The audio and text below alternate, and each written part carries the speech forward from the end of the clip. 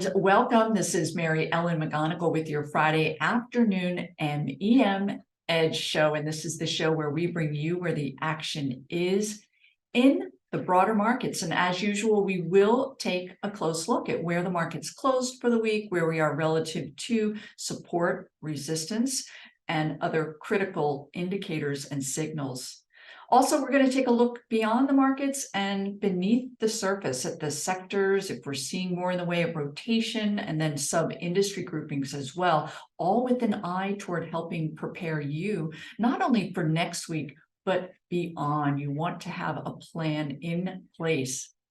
And from here, let's go ahead and take a look at some of those impactful news items that drove price action last week. We did begin the week with a negative bias as investors were on alert for some critical inflation data that was released. And we did get the first of that on Wednesday, the Consumer Price Index, that CPI data, and it did fall for the first time in 2 years. However, that annual CPI data drop was very nominal. It was enough to give a bit of a boost to the markets on Wednesday. From there, however, we did hear from the New York Federal Reserve President Daly that he and the Fed are beginning to see signs of tightening among credit. And in that case, regional banks are pulling back on their lending.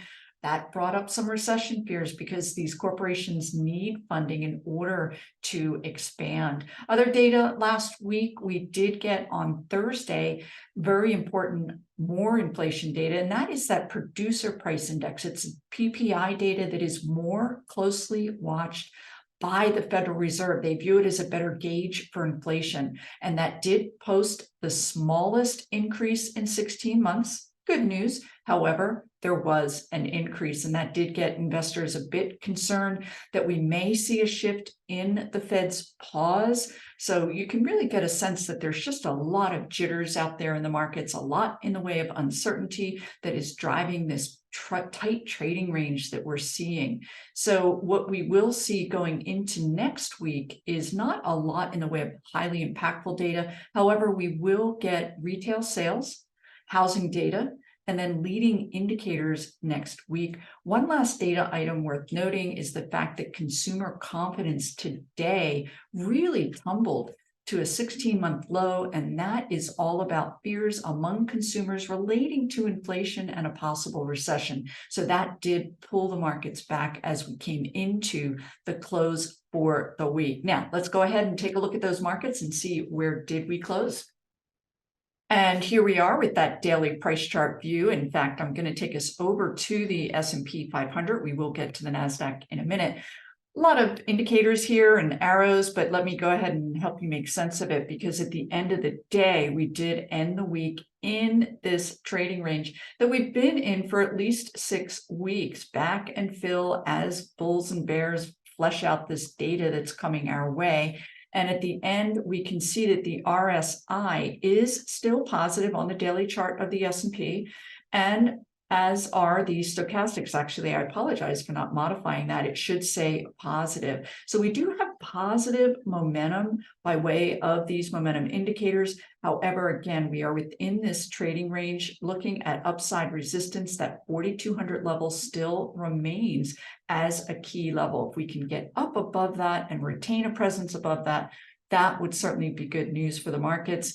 And relative to any pullback and support, I'm keeping an eye on this 50-day simple moving average. So at the end of this week, we were down for the week. However, still, again, in that trading range. Let's go ahead and take a quick look at this tech-heavy growth index, the Nasdaq.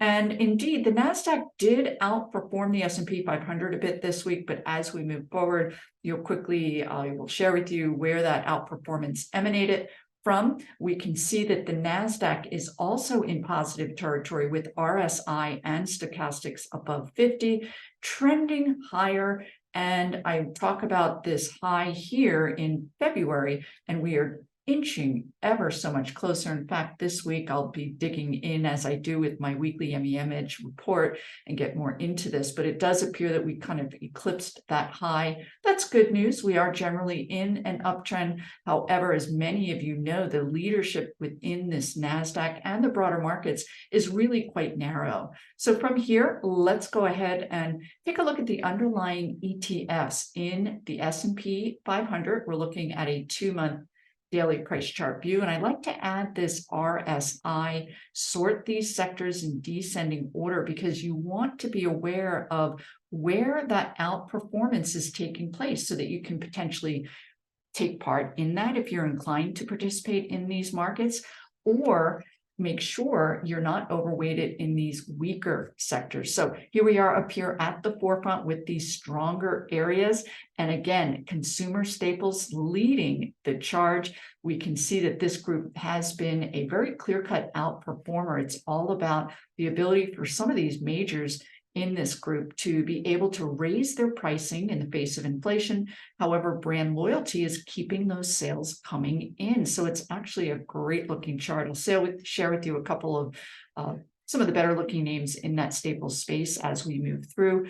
XLC, top performing group this week. Many of you that follow the markets closely will know all about Alphabet. Google up almost 11%, helping keep this uptrend taking shape here in XLC. There are other areas in this communication services sector that are also faring well, and I will share a couple of names from that group as well. Technology remaining up at the forefront in a nice uptrend here. Your momentum indicators in positive territory. There's one group that did, in fact, within technology, turn positive, and I'll share with you that in the next segment. But let's go ahead and move forward, because you want to be aware of some of these other areas. Utilities and REIT stocks, certainly not knocking the ball out of the park, but utilities were down about 0.5%.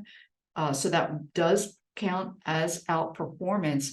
And looking at this chart, it's certainly not overly exciting, but it is giving you a sense that the outperformance is taking shape in some of these more defensive areas. We talked about staples and then utilities. So moving through, taking a look at some of these weaker areas, I mentioned to you that the US dollar was on the rise this week, all about investors' concerns about interest rates potentially going higher. We'll look at interest rates as well. But here we are with that basic materials industry grouping and general downtrend evolving here for those of you that may have representation in that area. Also, financials continuing to struggle, down almost 2%, very clear-cut downtrend. We'll take a look at that regional bank ETF next, because there's been a lot of talk, individuals thinking that they can catch the bottom, but I will share with you why you should not be looking at these banks just yet. So that is a view of the sectors. From here, let's go ahead and take a look beyond those sectors at those sub-industry groupings. And here we are. I talked to you about that US dollar on the rise here. That is going to impact as the dollar goes higher. Generally, you will see commodities, copper, gold, and otherwise falter. And also some of these larger national companies may suffer. We're not seeing that quite yet, but if the dollar does continue to get strong, it will impact their revenues from overseas. So moving along further, you can see the Nasdaq up here at the forefront. We did take a look at that, but here we are with a sub-industry grouping in tech that turned positive on Wednesday. And this is IGB, the software ETF. Now, I will say it kind of fizzled into the close. This is in line with the broader markets, so it's not as exciting as, let's say, this March reversal. Had a lot more in the way of dynamics, upside price action, volume. So I would say it reversed with a fizzle, not with a bang, but it is certainly worth noting there are about 310 names in this software space, and I will share with you a couple of stocks. One of the primary reasons for this reversal was a pre-announcement from a major software company that is anticipating much greater sales, and it in turn pushed other software stocks higher. Go look at that. So from here, moving along, I did want to just take a quick peek. This volatility that we're seeing, this is the yield on that 10-year treasury, very much in line with the broader markets, all kinds of uncertainty, pushing the yields up and down. For the week, we did end at 3.5% on that yield. Generally, we were down for the week. But just giving you a sense of that real volatility that is real, and I'm sure many of you are feeling it in some of the holdings that you might have. Semiconductors did attempt to reverse their downtrend. This did fizzle. We can see looking at the RSI and the MACD still in negative territory. Semiconductors are very cyclical, so any kind of hint of a recession, there's also talk of a trough or certainly a reduced chip demand. So semiconductors are not overall faring well, although there is one big winning name that has been on our MEM Edge report since January, and it's still generally outperforming. Take a look and talk today about consumer sentiment. This is XRT, that retail ETF, which has really been dead in the water, if I may, going back quite some time. The group was down another 1% plus last week. Brent crude, we can take a quick look here and we can see the general downtrend taking shape here, ending at about $75 per barrel, all about global pullback or recessionary fears, which in turn would evolve potentially into reduced oil demand. So those are the bright spots and weak spots here within the sub-industry grouping as a way to really guide your potential investing. I will tell you, let's see if I can get back to where we were before. I will just go ahead and pull up this chart, because from here I am going to segue into a strategy, if I may, that I have been following here, certainly over this last 6 to 8 weeks, as we are continuing to remain in this uncertain period. There are pockets of strength and areas that certainly I can sleep better at night, and subscribers to my MEM Edge report hopefully can as well. And that is getting into some of these healthcare names. In other words, you're in a defensive area, higher yielding stocks, but also there are pockets of growth in this area as innovation continues to take shape. And a lot of what is guiding me in that is taking a close look at those stocks that performed during that 2008 bear market. We are in no way close to resembling that, but it is more thematic. Stocks, while the broader markets in 2008 were down about 34%, there were stocks that were up double digit. Several of them were healthcare, 2 of them were biotechs. Again, that sense that these are names that will fare well despite any potential pullback from either consumers or from the broader economy. And the other names were in the discount retail space and elsewhere. So here we are with the XLV, the healthcare sector. So it's certainly not looking healthy, but we can see that this week, for instance, the RSI drifted into negative territory. It did underperform for the week. That MACD is still up here in positive territory, but heading downward. So again, not the greatest looking chart, certainly when we compare it to other more vibrant periods. But again, there are bright spots in this area that I will go ahead and share with you. And I'm also going to share with you stocks that pulled back last week that on the heels of very strong earnings. And the idea there is that these stocks could be entering into possible buy zone, depending on your thoughts on the market. So let's take a look at some of these healthcare names that are faring better than the broader markets. Most of them will just recently reported earnings. And first up is McKesson. MCK is the ticker symbol. One feature I want to share with you with StockCharts.com is that you can pull up what's called a full quote. And that in turn will tell you where the group is by way of industry group MCK is a pharmaceutical company. And then you can also get a feel for how big they are. $53 billion company, so quite large. And then yield, so only about 0.5%. From here, I will mark this chart up because it did have that gap up on earnings. And certainly the chart looks an awful lot different than a number of the broader market indices and overall in this market. So with that gap up that took place earlier last week on strong earnings, we did get very high volume. That's what you want to see. A couple of other characteristics here. Upon this gap up into this new high on that base breakout, we did also get, I talked about high volume, positive momentum shift here, black line up through the red, indicating a new uptrend is taking shape. So from here, you will anticipate, because this is something that I follow quite closely, it is one of the more positive views or base breakout types, but from here I will go ahead and add a shorter term moving average. And when you get this type of follow on, today's pullback, very little, yesterday small as well, that is indicating strength. And you will want to make sure that the stock does not drop below that gap up level. That's going to keep it in positive territory, and keep an eye out for a potential continuation rally at some point in time. It will need to digest that big gap up.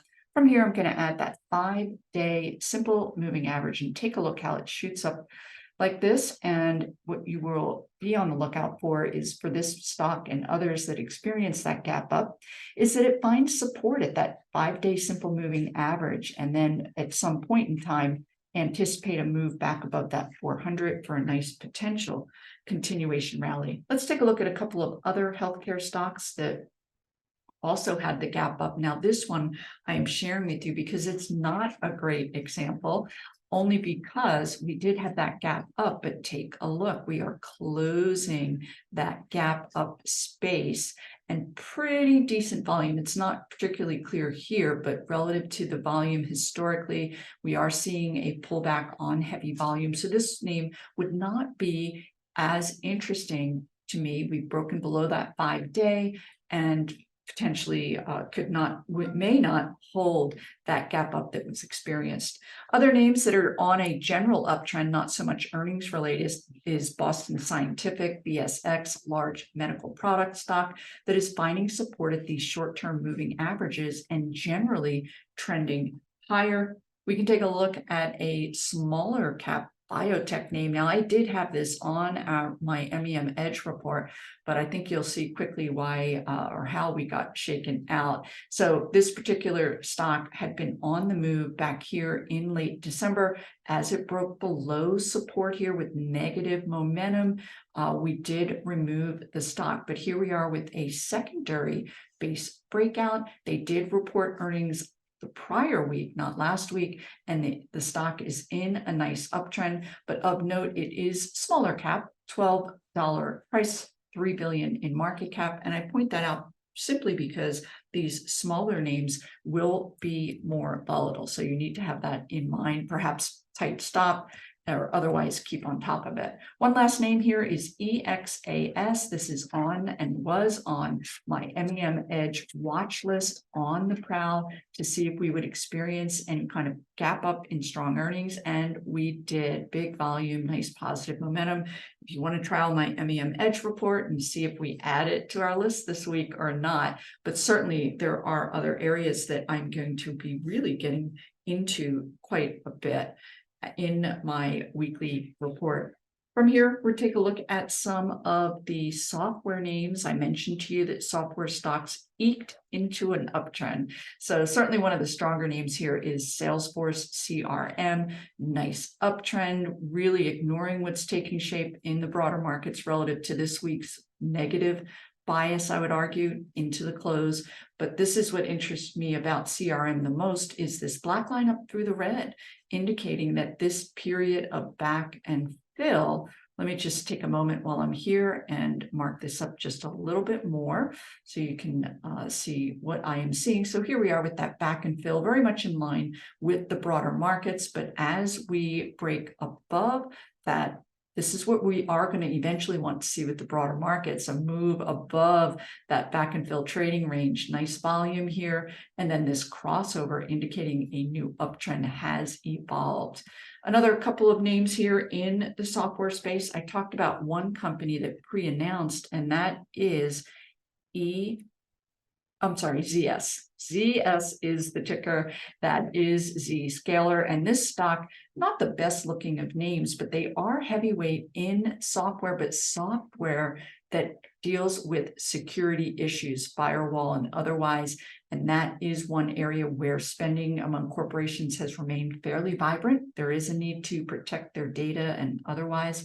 So ZS was the prompter for other names in the software space to begin to awaken, primarily in that software security space. Here's Palo Alto, a heavyweight name, PANW, and we can see this nice V-shaped, soon to be a base breakout forming here. But take a look, that momentum just entering into positive territory with that MACD. So that is good news there. Another big winner, certainly a well-known, this hit my screens last week. It's on my MEM Edge watch list that is posted with the report. This is Oracle, and it's holding in really quite well, not overly dynamic, but of note is that you're not looking at this stock. Would you imagine that the broader markets are suffering? It's in a nice confirmed uptrend. And again, looking at that MACD crossover indicating a nice uptrend. Now, I did talk about XLP consumer staples. I'll share a couple of names here. One that did report earnings, and some of you may be familiar with this. I did actually try their beverages, CELH. And if you're not familiar, it's Celsius Holdings. And just be aware that it is very high in caffeine. I had no idea. I did not complete it, but from what I gather, I think it's the equivalent of 3 cups of coffee. I mean, you have to peel me off the ceiling on that one, but very tasty and very popular. So here we are with CELH, and this is what I was talking about earlier, that gap up in response to strong earnings on volume. And then it's been able to, since then, retain that gap up move. So looking quite constructive in an otherwise tough market environment. And I do believe I did have another name. Actually not so much in the consumer staples.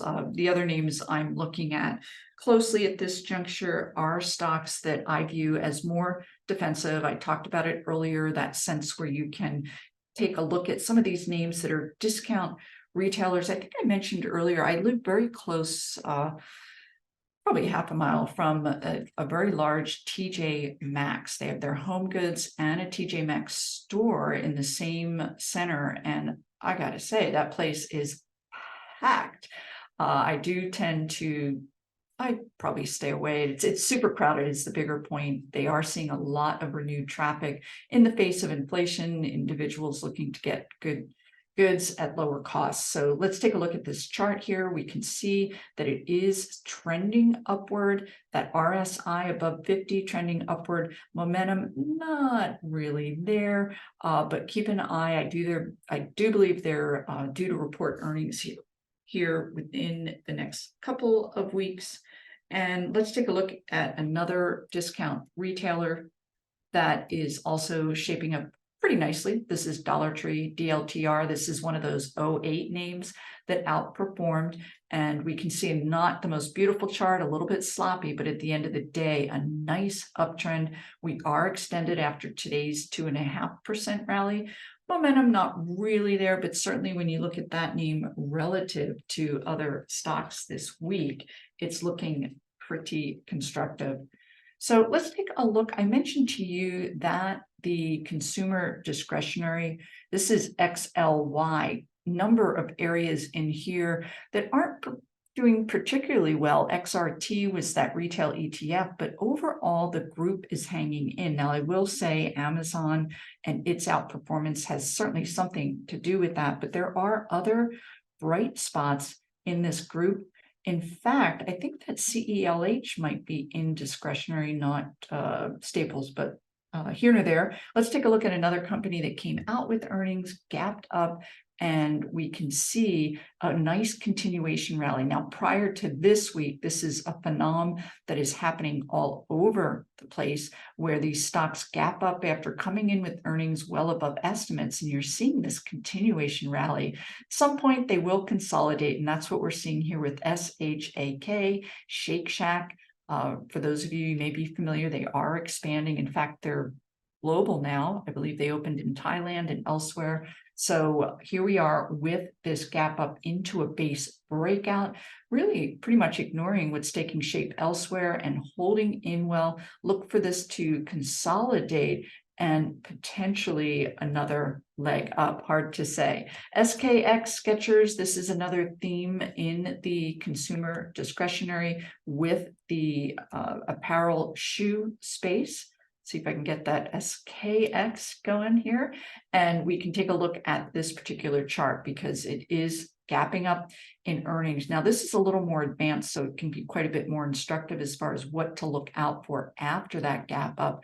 And again, a very normalized pullback, very natural, but finding support and an upward trending short-term moving average. So looking really quite good. At some point, you will see a nice continuation rally take shape. I've seen that happen with several of the stocks on my MEM Edge report that are still in nice confirmed uptrends as they continue to trend higher. One last area, and then I will need to move on, but I did want to talk about buying stocks on the pullback. This is TransDigm, TDG, an aerospace defense stock that had a gap up on earnings, pulled back to that 10-day. So for me, those candidates are going to be companies that reported strong earnings and pulled back with the markets. Here we are with Spotify, uptrend, pulled back to that 10-day. So if you are interested in potentially entering the markets, entering into some of these growthier names, you will want to buy on the pullback. Obviously, you rarely are paid to chase stocks, but even more so at this point in time. So everyone, that is it for this week. I want to thank you for watching the show. And as always, any questions you might have, I'd be happy to cover them in next week's show. Be sure and put them below. Any comments, and be sure and hit that like button. Hope you have a wonderful weekend, and I'll look for you again here next Friday.